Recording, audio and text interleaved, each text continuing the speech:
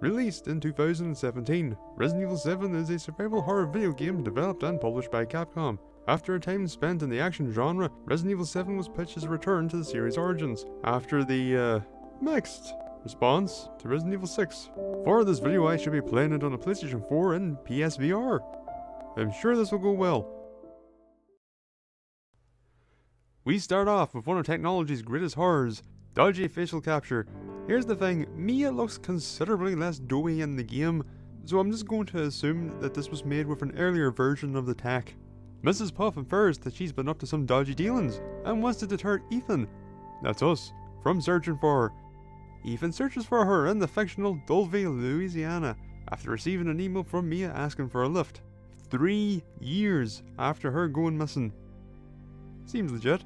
We arrive at the bayou, walk around, see the early sign that this is a mistake, but carry on regardless. Evening. We stumble into a dilapidated house.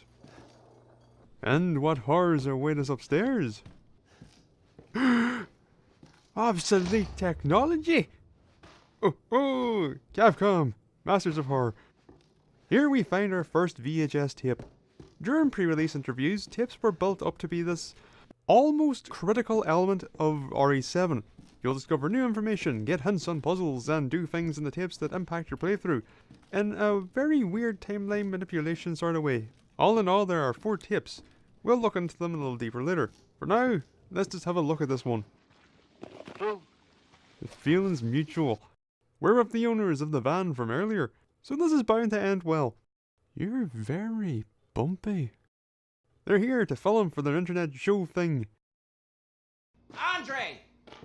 Clancy, you see where Andre went? No, but I saw where your finger went. We creep around in search of Andre, make progression-informing discoveries, and make our way down a ladder. Ah, Andre, how's yourself? Hey now. Oh, hello there. Here we solve the mystery of the abandoned van at the beginning, are made aware of a hidden lever which we'll have to use to progress and find a lockpick, which we'll use in the tape to unlock a drawer in the present. It's magic. How do they make use of these going forth? Well, we'll get there eventually. We open secrets, go into the basement. Oh hey Andre. And find Mia. Boy, that was fast. You shouldn't be here. Well, nice to see you too. She denies sending the email, and she wants to get the hell out of here. Understandable? Nose. Mia freaks out at the lack of doors and has to sit down. Oh dear. Come in. We prepare ourselves. And head down.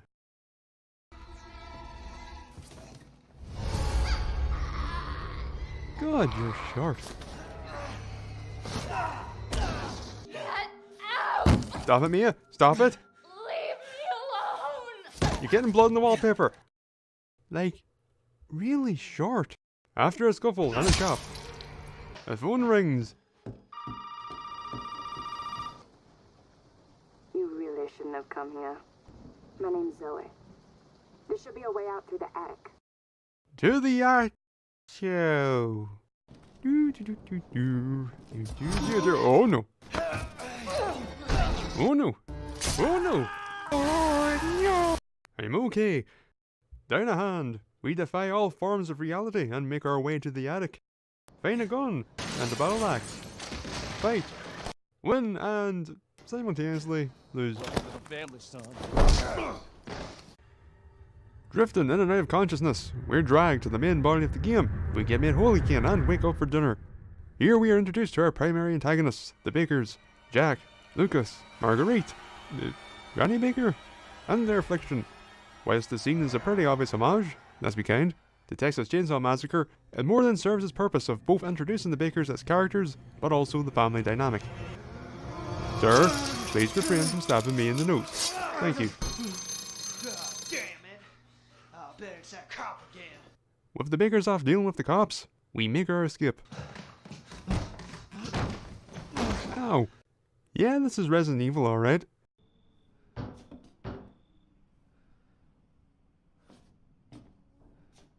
Ah, a friendly policeman in a horror story.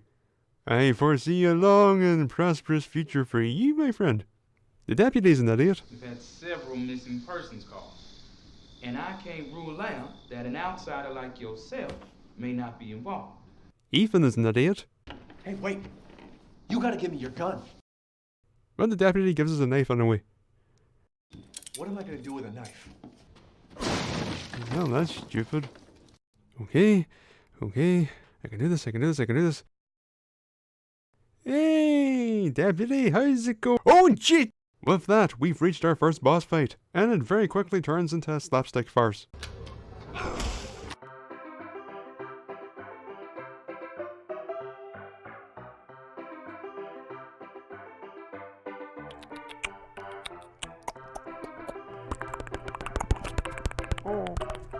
It's at this moment I feel we should talk about the tone.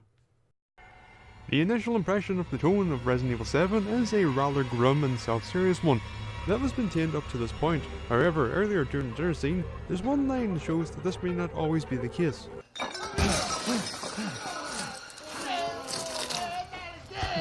After this, things go back to the serious game of cat and mouse between Jack and yourself, culminating in this fight. It's at this moment of comical absurdity that you see Resident Evil 7's intent. It by no means turns into a farce, but it's more than willing to drop some moments of levity throughout. Not all of them land in the last quarter or so if the game maintains a straight face, as it's focused purely on tying up the story. But it works, and I think it was the only way to do it. Oh, yeah. I'm gonna take you for a ride. No.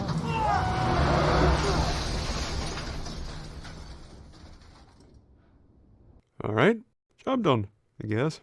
Deputy, that's it. Alright, dead.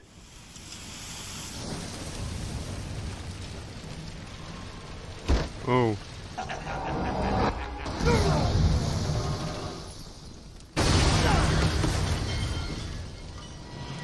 Right, job done. Oh. Do I have your attention, boy? You're about to see some more. Oh, fuck!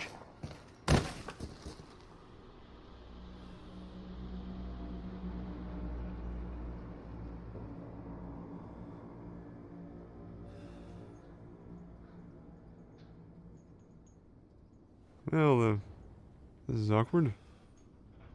Jack dealt with, we grab a bowl and open the locked door. And with that, I believe I can firmly state that Resident Evil has begun.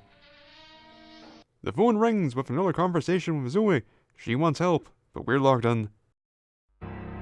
The gameplay from the dinner scene to opening the bull door was practically the game giving you a complete overview of what you're in for.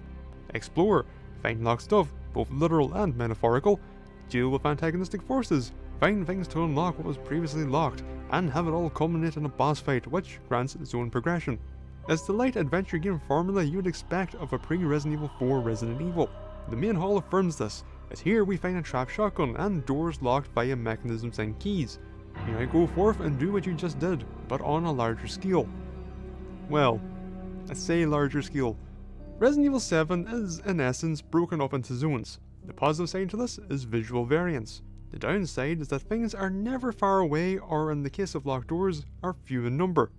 They try to implement shortcuts, but the areas are so small it doesn't matter. So you go about collecting your bits and pieces as you do, never really feeling like you're exploring the unknown so much as just around the corner. You alright? We have a rummage upstairs and find another tape. Mia, you say? Let's have a look-see. It's Mia! Shocker. She says nothing of note. Amidst saying nothing of note, Marguerite appears and gives chase. We're on the run, sort of. We sneak around a little, hide a bit, puzzle, and slide through the cracks. We avoid a seemingly teleported Marguerite and scarf her down a hole. Plot.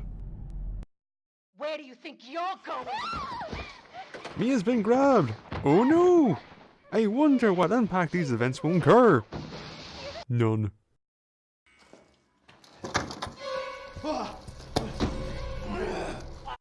Ethan, you weren't looking.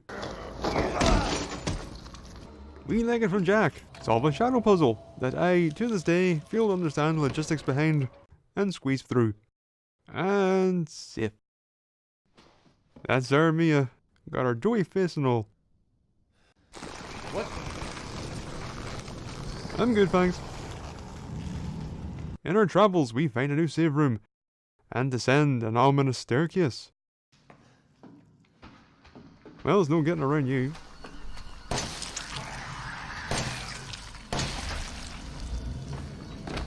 Oh, that was kinda fast. A key sitting out in the open of a sizable room with a convenient roundabout. Cool.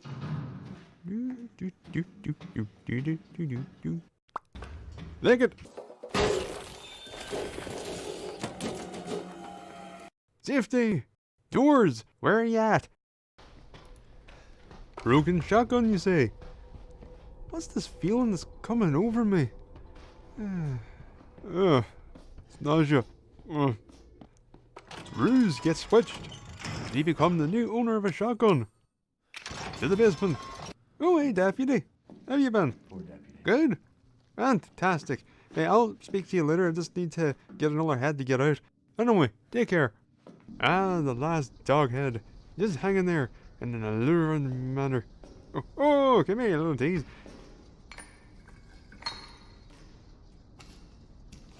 What?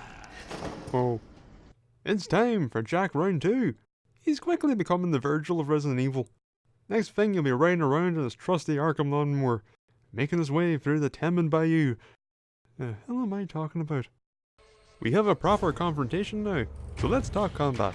Combat is at the series most straightforward. It's an FPS with a block button. It's not hard, it controls more than fine, and in VR, it's trivial. This is a problem, because the molded are only slightly more confident than zombies, and unlike zombies, they aren't unstoppable flesh walls.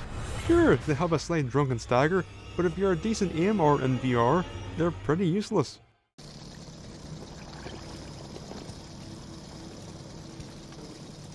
God, Jack's great. With 3 dog heads in hand, the door is unlocked and we are free of the baker's house and enter something akin to a hub of sorts, with Zoe's trailer being the centre of the universe. It's in here where we find a confusing element. I don't know why this was an option. Certainly confusing are these cages, in which you can obtain steroids for your maximum health, stabilizers for your reload speed, and a magnum for sitting in your item box for the whole game. These can be yours only for some lovely antique coins that are hidden throughout the Baker estate. Another phone call from Zoe. Now we're on the hunt for the serum in the hope of curing not only Mia, but Zoe as well. We head towards the old house, yeah, where we find Ayrton's big. I'm gonna get you, I'm gonna get you, I'm gonna get you, I'm gonna get you, I'm gonna get you, I'm gonna get you. Ah, gotcha. And small. You can't tell me what to do. Get him off me, get him off me, get him off me, get him off me, get him off me. Find a new save room alongside our first inventory upgrade, assemble a flamethrower, and clean the place up. Oh, hey, Mia. But I can only remember a little and the rest is just gone. Hey, Lucas. Don't you stand there! Do something! Oh, yeah. After discovering the crow key, we head towards progression, and then remember that there was a crow in the house. Ooh, a grenade launcher. Back to progression. Okay, ominous door. Relinquish your secrets unto me. Take them back, take them back, take them back, take them back, take them back. I'm okay. That's okay. Not okay. After being blinded by the headset, ah god, the headset's pushing under my eyes! And successfully fending off Marguerite, we discover a shrine and not much else. But we now know that we can make a serum. All we need is a D-series head and arm. With one more Zoe updating phone call, it turns out Zoe is already in possession of a head. Now all we need to do is find an arm. Well, an easily bypassable mechanism blocks our way. Best head back.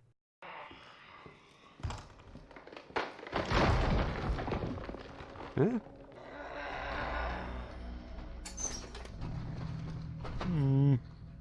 We can give chase and end up outside another busted building, which is totally not a boss arena.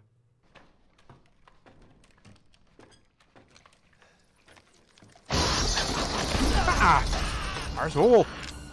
A boss fight ensues, filled with nasty imagery and sounds. As you may expect, the boss fights are more interesting than the regular encounters. Well, half of them anyway. The first Jack fight for its setting and use of the car. The second Jack fight for just all of it. And then there's Marguerite. While straightforward in what it wants from you, it plays out in a two-tiered arena with a surprisingly mobile Marguerite. Go play the Isle hide and seek to create some irritants, unless you stop her. It's a fun fight. Also, I just realised that other than Mia, that's all of the boss fights so far. So it's all downhill from here. Marguerite calcifies and crumbles, leaving behind a lovely lamp.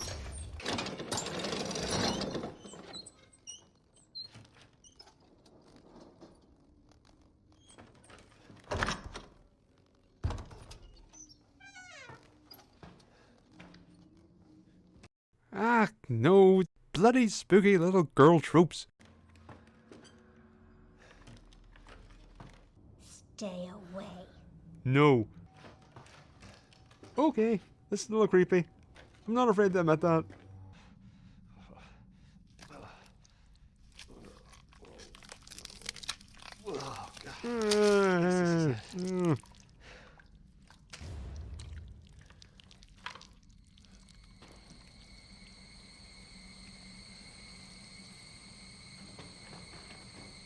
And you kill the moon.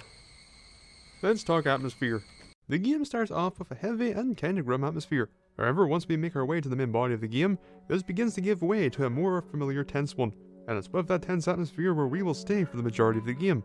However, alongside it are mild feelings of claustrophobia and a slight oppressive tinge. The tension comes from general exploration. What's around this corner, behind this door?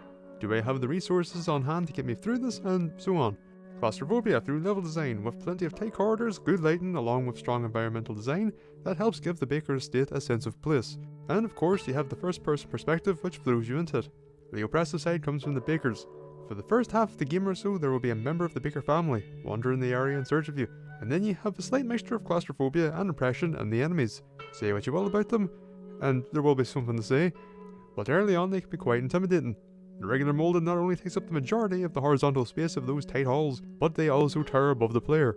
It's all very good, until you begin to look at the game's design. That might be what I'm looking for.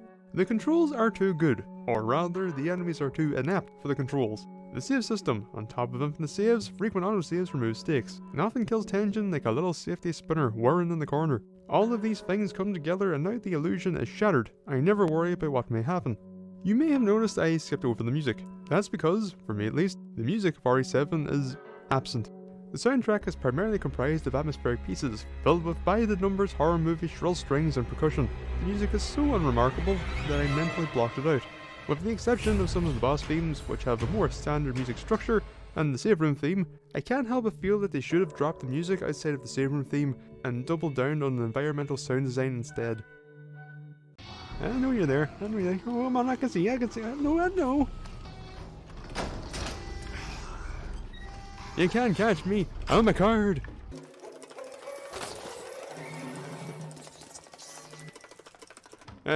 See? But you... Ah, God! Back and phone! Did you find it? Yeah, I got it. I'll be waiting for you in the trailer. Alright. Alright, we got the stuff and Zoe's going to meet us at the trailer. Smooth sailing from here on out. Now where the hell are you? You know, never mind. We only need the head, and you've got it. This is gonna help me and me, right? Hey, buddy! Ah, crap. Lucas has now kidnapped not only Mia, but Zoe as well. And, Now, if you want the head, feel free to come by any time and I'll give it to you. But only if you participate in a little, activity I've put together. Just for you. Now, look in the fridge. to the fridge. Deputy! What's that? Well, I can see that, but it was a metal dog head I needed. I don't appreciate the thought, though. What? He stuck something to you? Now that's just uncalled for. We do as the note says. You get around, don't you?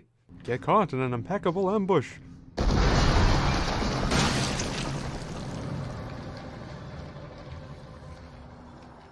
Perform a big nasty for the snake key.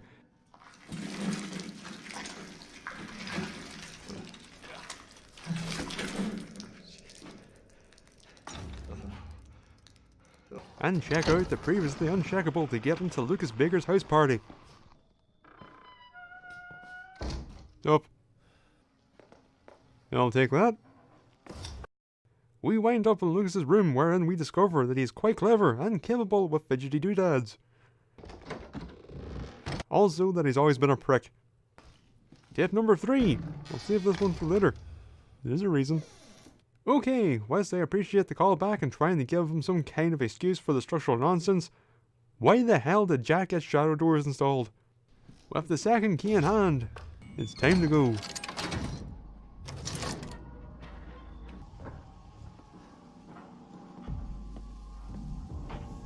God damn YouTubers.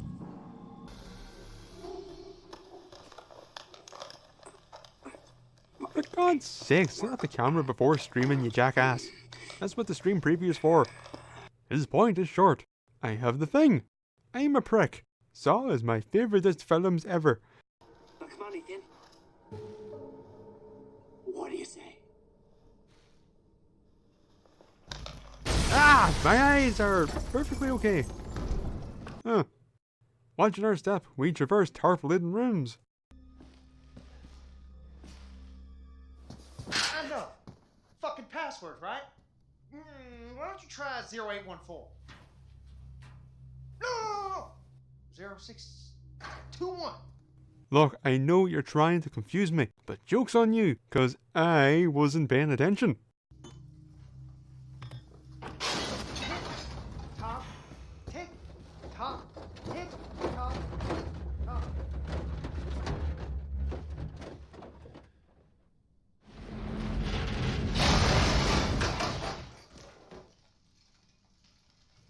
What is this wily coyote bollocks? A side path is revealed, wherein coins, ammo, and drugs are taken.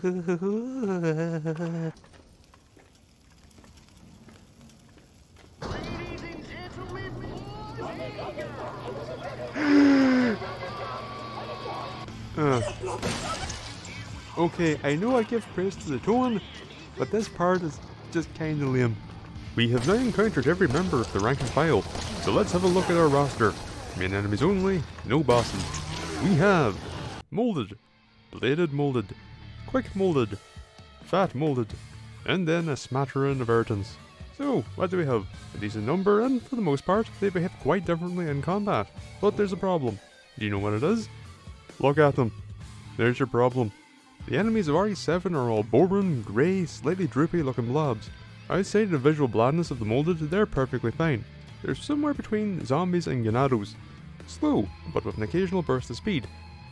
The regular molded is a more competent zombie. The bladed is a stronger version of that. The quick molded is an agile, evasive prick, and is the only molded to give me pause when instigating a scuffle. And the fat molded is like every other fucking fat zombie thing post Left 4 Dead. Then again, I shouldn't be surprised. That is the life of a fat person after all. When I was of considerable size, I too violently vomited all the time. It was embarrassing. You're in a shop, you just go, "Excuse me, but do you know where I can..."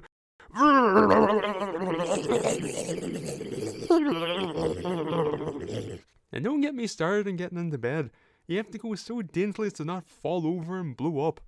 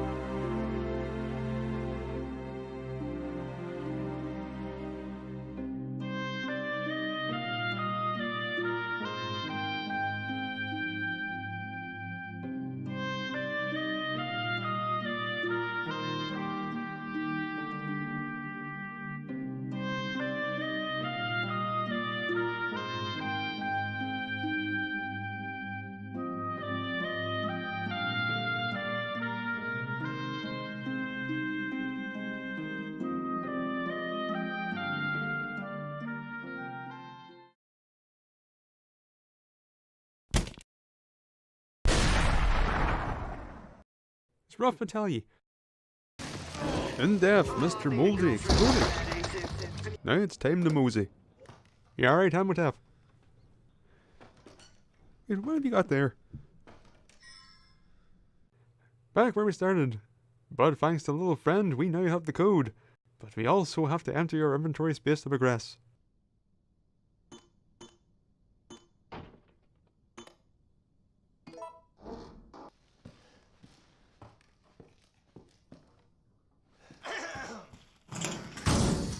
Oh no, we've been trapped in an ode to Saw. Or possibly the Crystal Maze. The room we find ourselves in is an interesting one. It's not because it's a puzzle escape room, but that it can be guaranteed death upon the door closing. Unbeknownst to the player, one simple misstep here will lead them down a road to certain death. So how do we avoid such a calamity? Well, do you remember that tape from earlier? Let's have a look. Lucas drags some hapless cretin into the puzzle room. We explore, get wet, and find our goal. Shiny.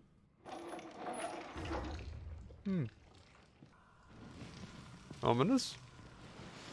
You cheeky git! Get distracted and pop some balloons.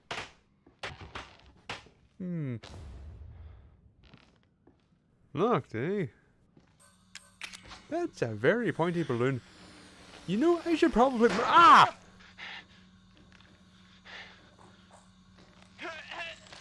Ready, inked. Andy.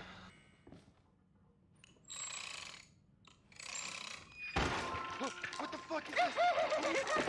No! No! I think I know the password.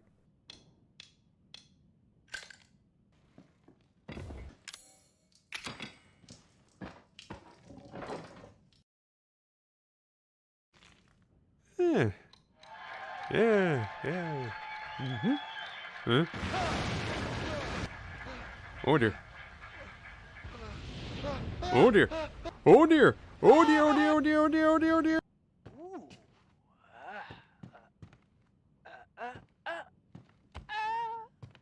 Happy birthday! With lessons learned, we safely solved Lucas's puzzle.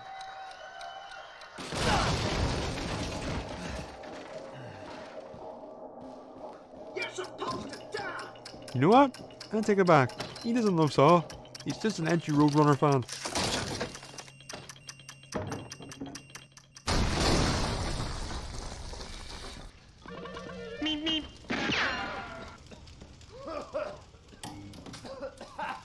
Zoe and Mia are just ahead.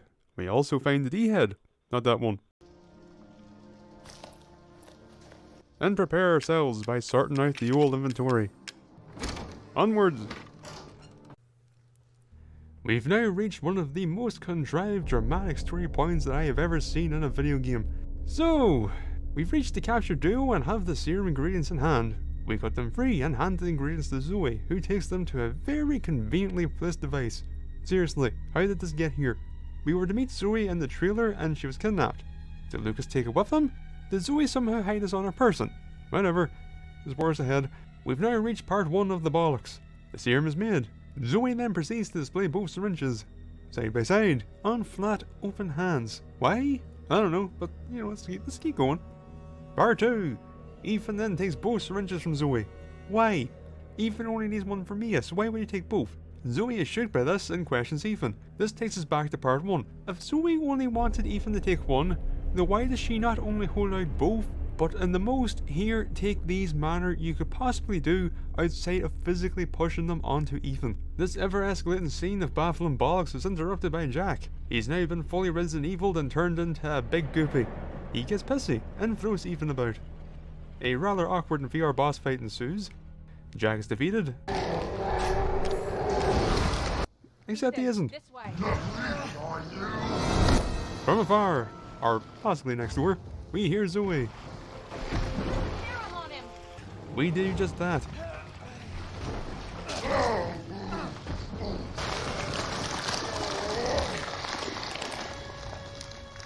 Bollocks Part 3.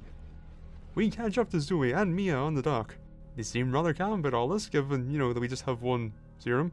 I had to use one of them. There's only one left. Wait, whoa, whoa, whoa, whoa, whoa, whoa, whoa, whoa, whoa, whoa, whoa. What? Why are you explaining this? They should know they were there. What the hell are we gonna do now? Why are you surprised by this, you daft cow? You're the one who told me to use it. This whole section is just... Part of me wants to reiterate these events over and over, just out of pure exasperation, but the pieces are there. You can see it. You know the problems. Let's just fucking move on. The end goal of all of this is a simple, pointless choice. Who do you give the final serum to? Mia or Zoe? Let's weigh up our options. Mia. The story setup says that we should care about her. She's done some dodgy stuff and kept a secret. Alright. Zoe. Over the course of the game, we've heard about how she's been trapped with a crazy infected family and how they've chased her. She helped and has given us direction. Okay, let's approach this from a different angle. Business story. Mia. Possibly connected to the problem we're facing. Zoe. Innocent victim. But the story says I should care about Mia, so Mia wins! Yay! Woo! Dear God. But Zoe. Go! Both of you just go! I'll send help. Don't bother. There won't be anyone left to help!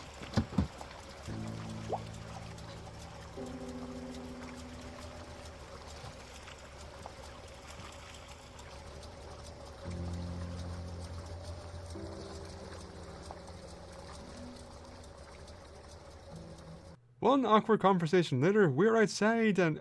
Oh no. Oh no. Oh no, not that fucking boat! What the fuck?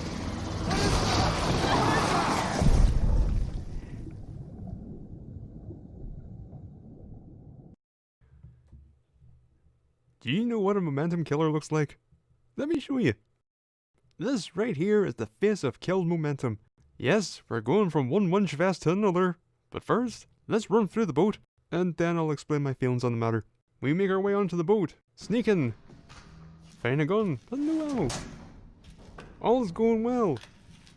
But then... Evelyn!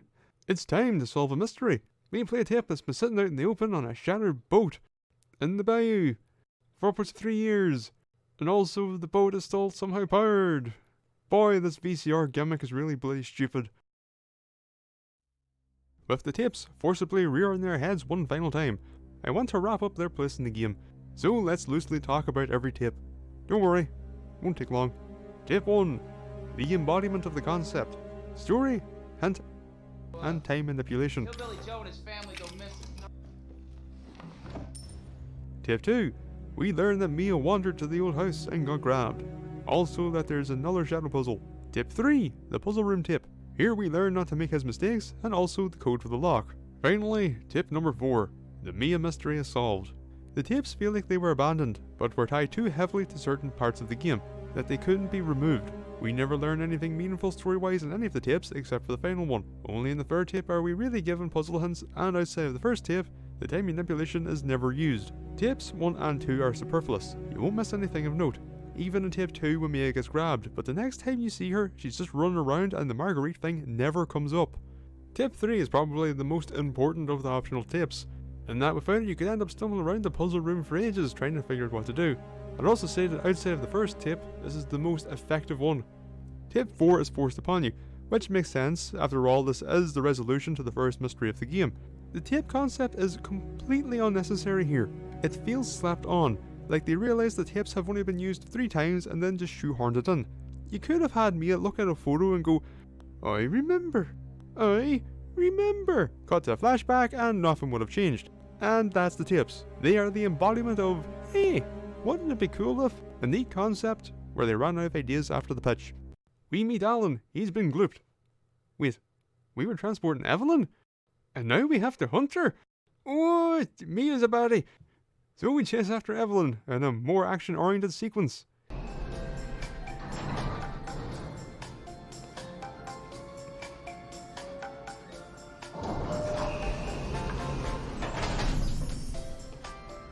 Oh, I'm gonna get you. I'm gonna get you. I'm gonna get you. I'm gonna get you. I'm gonna get you. I've been fooled. Up we go. Alan! No! Stay still! Let me look into your ears. Alan's reached maximum gloop. We ensure that there isn't a time paradox and continue our hunt.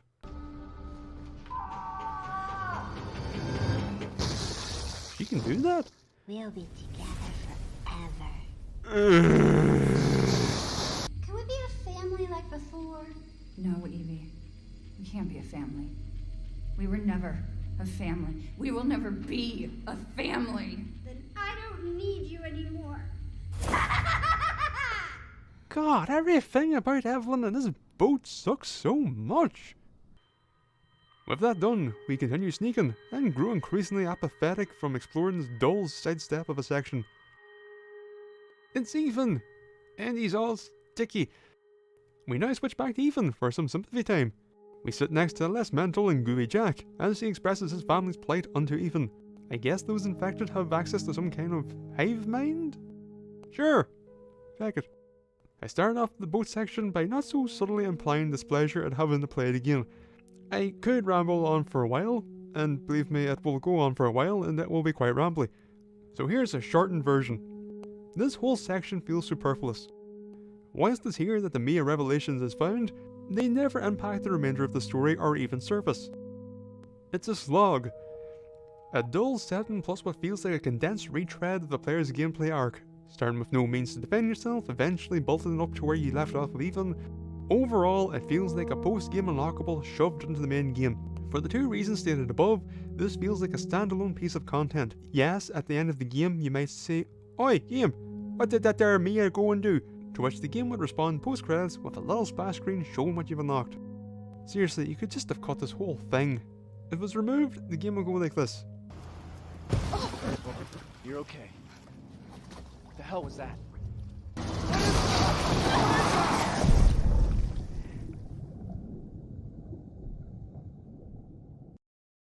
Ethan? Hey, shh. I know. I'm no killer, son. Neither is Marguerite, nor my boy Lucas, or even Zoe here. I found her near a busted out tank in the bayou. Everything changed after that. So she infects you and then she takes control? No. She forces her way into your mind, your soul. You can't fight back. Oh, you're a different person after that. Just like Mia.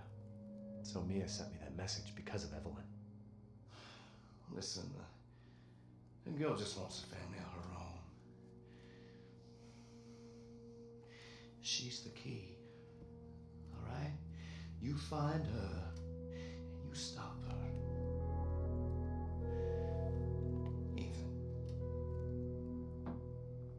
Free my family. Please.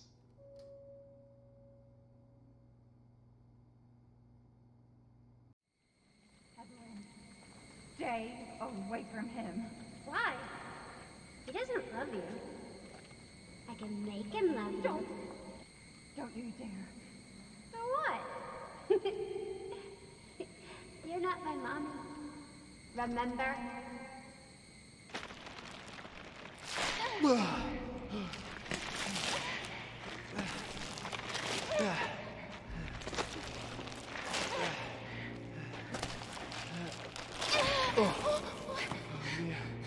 Mia, how? There's no time. You have to get out of here and find her. Here, take this. What? Wait, what are you doing? What are you doing? Saving your life. You need to go. I won't be able to resist for much longer. No, Now go kill that little bitch. no. Mia! No! And nothing would be different. Also, yes, this was the short version. You know, we spent a lot of time complaining about locations, but we never actually talked about them. Better late than never. As I briefly mentioned before, RE7's broken up into a handful of zones. All are pretty highly detailed and, for the most part, share a similar aesthetic. The guest house is dank, dirty and decrepit, containing a veritable dump's worth of rubbish with lots of little bits and pieces to look at. It's pretty straightforward in its architecture and stylings. The main house follows suit, but alongside signs of still being lived in. The houses are mundane to the point that any attempts to Resident Evil them up come across as a little bit forced. I would also consider the main house to be the highlight of the game, though that may be partly down to my bias towards older Resident Evils. The old house was a considerably smaller area, just a handful of rooms and hallways, and as with the main house, it's straightforward. The main obvious difference, however, being that it's barely standing. The tarp tent was practically a corridor that stood out due to its relative cleanliness. The barn was a barn, and the boat is many things, but relative to this topic, it's terribly dull to look at. However, from a map design standpoint, it is slightly more unique, in that it shares elements with the main house, but is built vertically and utilizes a single elevator shaft as the core. It's a novel setup. There's one more location following this, but I can't really be bothered to talk about it because really it's not worth talking about. As a whole, the game's areas are okay. The map design is all very simple, no odd twists or really anything exceptional. But I wouldn't call them bad, just fine. As I mentioned earlier, the areas of RE7 are small, and I, perhaps incorrectly, placed the source of the plain map design at its feet. We get out of the boat, get all wet. Helicopters flutter by. And we make our way towards an abandoned mine. A conveniently placed radio and a conveniently powered abandoned mine is conveniently turned on as conveniently tuned in to the same frequency that a new party is using, who conveniently lets us know what's going on. Alpha 1, this is Bravo 1. Do you read? This is Alpha 1. Report. Did you find anything? A thorough search of the Baker property revealed 0 survivors. However, we did find several encrypted messages from the Baker's son Lucas to an unknown third party. We've had reports using the abandoned mine south of the property. I'm gonna go have a look. If you encounter Evelyn, orders are shoot to kill. Repeat, shoot to kill. We pack our bug-out bag and head for the mine. Stumbling through those dreary grey halls, we arrive at a secret laboratory in a Resident Evil game. The hell you say? Yes, it turns out that not only does Lucas still maintain his mental faculties, unlike his parents, he's been researching and working with a new shady organization. It was the Betty all along! As per usual with Resident Evil, it's here where we see the writers doing their damnedest to explain everything. As we make our way towards our journey's end, let's have a look at the story. I say story, but there isn't really much of one. That's not a bad thing, as with previous entries, our story is comprised of excuses. Why are we here? Wife, why are there monsters? Science. What's our goal? Leave. That's it. That's all you really need. Alongside excuses, they focus more on characters, with mixed results. Our protagonist's motivation, other than that of escape, is to save Mia. I wish that was something we shared. The game does a poor job of giving us a reason to care about Mia. Going into the game, we know 2 things about her. 1, she's Ethan's wife. 2, she's been up to some dodgy stuff. We see her off and on, never really getting to know her or even connecting to her in any meaningful way. And that's it until the serum dilemma, where the obvious intended choice is Mia, but I don't care. I chose Mia because that's what I'm supposed to do. The game told me that this is the right answer. It did nothing to make me feel that is the right answer. I had far more sympathy for Zoe in this scenario, but I went against my feelings on the matter because I knew it was a non-choice, that it would result in nothing but a bad ending. After that, we solved the mystery around Mia, which results in me feeling no different, except maybe caring less, because now I know that she did some evil stuff and there's been no attempt at redemption. No, I was trying to bring him down from the inside, or her working with the BSAA as a double agent. Just give me some discomfort for what she's doing or who she works for. It's something. What about the rest? Well, we have the Bakers, a simple family living out in the country, doing no harm. Well, except this dickhead. Then during the storm, USS Badwife comes crashing through and wrecks everything. It's fair to say that Jack is the star of the show. Not only is he most frequently used, but he has some of the best lines of dialogue in the game. Oh boy! Now look what you've done, motherfucker! And it's through him that the humanization of the Bakers takes place. Zoe is your friendly voice. She starts off a little cold, but eventually will open up about herself and her family's ordeals, culminating in a tragic and unknown end. Lucas starts off as a dick, becomes a sinister dick, and closes out as Professor Sinister Dick. As with Zoe, you never really get a conclusion on Lucas in the main game. Marguerite, she gets angry, swears, dies. And finally Evelyn, the first attempt, if memory serves me correctly, of making the virus a living being. The core idea of Evelyn is fine. A child BOW that could be sneakily integrated into society is unique for the series. Couple that with her just wanting to have a family and be loved makes her a kind of a tragic character. But she sucks. And here's why. We'll be together forever. Still care about her more than me though. An insurmountable threat, to be sure. We clamber up a ladder and stumble into the guest house. Basement? We hallucinate our way around the guest house, find Evelyn and get pushed away via mind wind. We block our way up, give her a poke and see her true form. You. Why does everyone hate me? Cause you solely exist as an excuse to use tired, scary little girl tropes, you unimaginative cretin. We Splatterhouse now? A blasted final boss fight filled with spectacle ensues. We get knocked on our arse. Shoot some more. Get picked up in a way that doesn't exactly translate well in VR. More shooting. Fall! Use it! This isn't a rocket launcher. Some more shooting. And Evelyn is finished.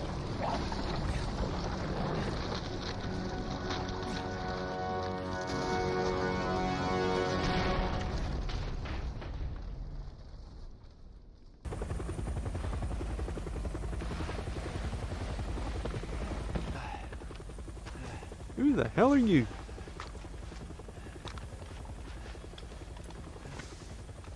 I'm Redfield.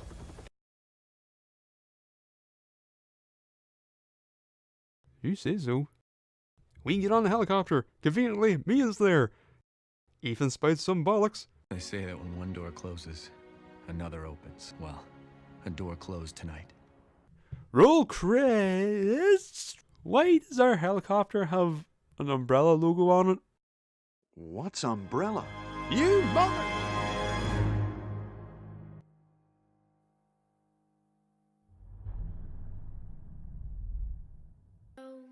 Tell and roadie. Go tell and